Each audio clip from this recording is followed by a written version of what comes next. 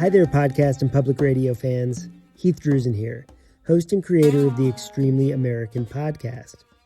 I'm working on season 3, which is an urgent story about neo-Nazi terrorists and how they helped build a modern white supremacist movement, even from prison. Some of their ideas have even made it to today's White House. It's both a gripping true crime story and a timely warning about threats to our democracy. And this time, my investigative reporting is funded by you. To support the project, please make a tax-deductible contribution at extremelyamerican.org. That's extremelyamerican.org. And thanks.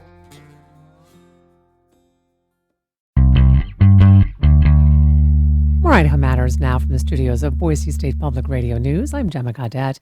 Boise's Foothills Trail Network is getting a new connection. Bridge to Rivers crews are building a new single-track trail in the Table Rock Reserve, linking the Rock Garden area to the Table Rock Trail.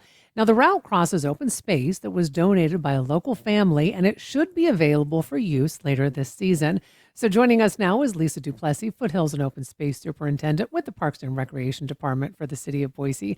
Lisa, nice to have you back on the show. Thanks, Gemma. Good to talk to you. So where is this new trail exactly? Can you kind of paint us a little bit of a picture of what the area looks like? Yeah, so this is actually, we're so lucky. You know, the Satz family came to us and really had about 44 acres that they were interested in donating to the city. And we were lucky because it's adjacent to a lot of the land that we use in our Mesa Reserve, as well as some of our trails that are on state land, kind of up past the penitentiary.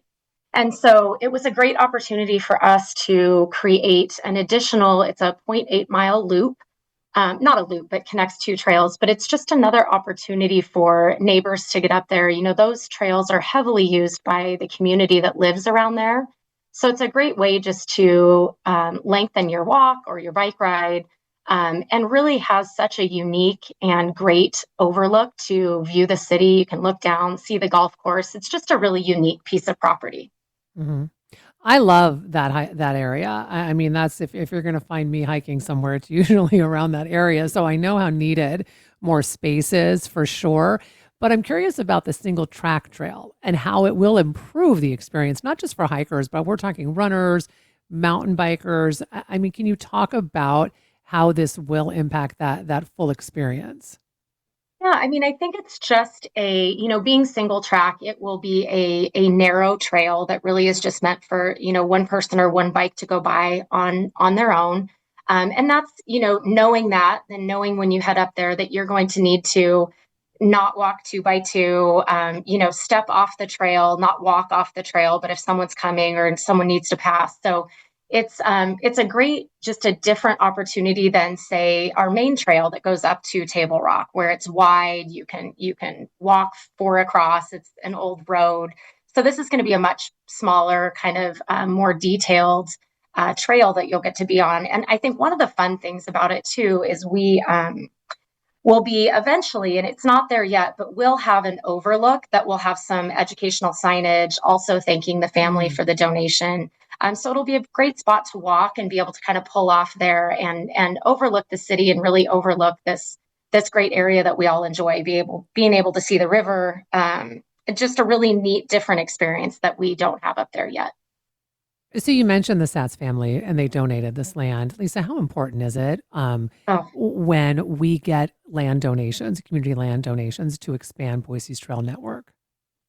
So important, and not even to expand our trail network necessarily, but just to preserve the open space. I think, one thing that we've all noticed living here, even over the last 5, 10, 20 years, is that, that open space isn't as plentiful as it was in the past. And so anything we can do to protect habitat, whether that be for animals or just plants and different species, anytime we can protect that open space, it's so important. And to have a philanthropic family like that who really values and sees the benefit for our whole community is just such a gift that they can give us. So while we often use these for trail connections, there are spaces that we just, kind of hold to keep these open spaces so that when we look up, there is still foothills to look at, to be honest.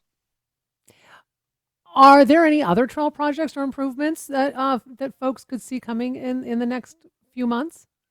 Yeah, that's a great question. Probably not in the next few months, but we do have connections that we are working on continually. There's ones that we have in our sites that we're trying to kind of make the connections. But as you know, and probably everybody knows, the landscape on the foothills is made up of private landowners, different, public agencies. So trying to kind of make sure we can get connections where we can, it's definitely a puzzle. And I will say, you mentioned this trail coming in the coming months, but it actually surprised today. You're the first person to know, but it actually opens tomorrow. So people Oh, will be able to enjoy this trail starting tomorrow. Our crew was able to really get a lot of good work done in the last couple weeks. And so we're excited to say that this trail will be ready for everybody to use tomorrow.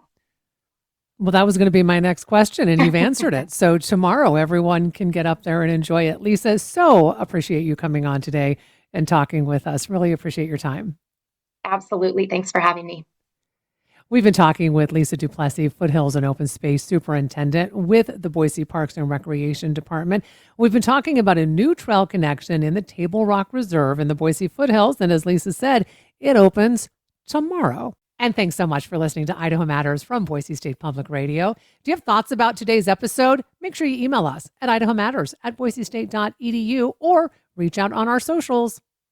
Just by listening, you're helping to support public radio right here in Idaho. And I want to say a big thank you for that. So you can't see this, but hopefully you can hear it. Behind every Boise State Public Radio podcast is a team working hard to bring you stories that matter. So if you value podcasts like this one, please support them. Hit donate at boisestatepublicradio.org. Thanks.